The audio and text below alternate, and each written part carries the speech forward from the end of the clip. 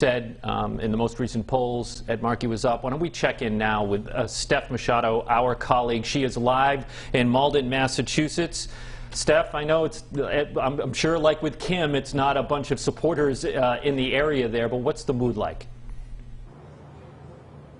No, it's just like Kim described. It's mostly reporters and photographers and campaign staff here. Obviously, an unusual election night. We actually did notice there was a couple of folks who put lawn chairs out on the sidewalk that appear to be supporters. But other than that, obviously, there's not going to be a big crowd here. Ed Markey is going to address his supporters virtually from the Malden Public Library, where we are here in his hometown. He's not here yet. He's taking in the returns with close family and friends. But I spoke to his campaign manager about an hour ago, and he was very optimistic. He says the turnout seems to be high, and he felt confident that that was going to be in Markey's favor. Of course, as Kim just said, the Kennedy camp also feels the same way about the high turnout, putting them over the edge. The Markey campaign is really presenting him, or trying to present him, as the true progressive in this race. You know, he has AOC on his side, the Sunrise Movement.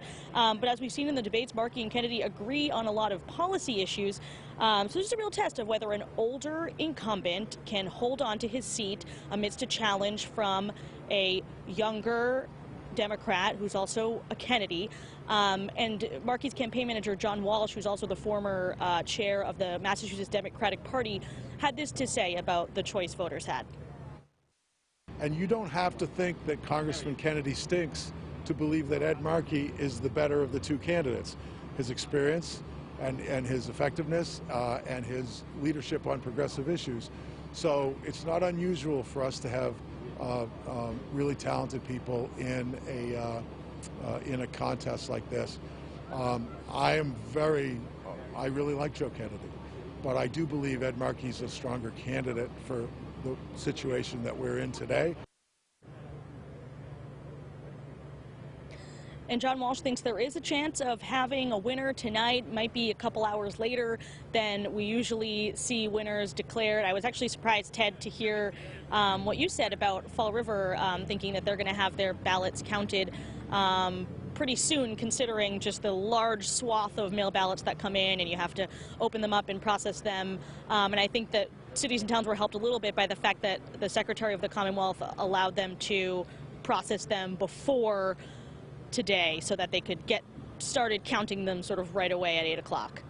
All right, Steph, I got to ask the same question that I asked of Kim. Without the supporters there, Kim estimated, although she concedes she's not very good with numbers, she estimated about a dozen reporters were there. How packed is the coverage with reporters covering the Markey campaign right now?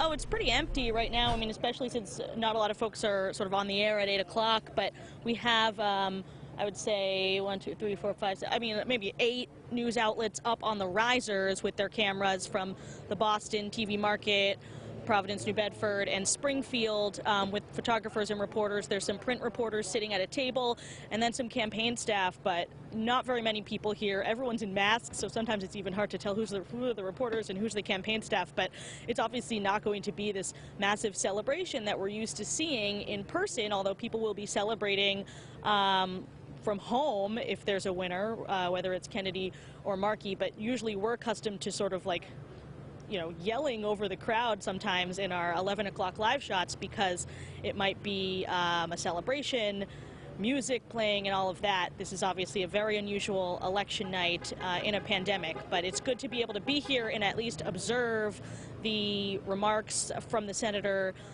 whether it's a victory or concession speech or an I don't know speech, as Kim called it, for us to be able to observe that and report it to the public, even though they are going to be watching from their couches.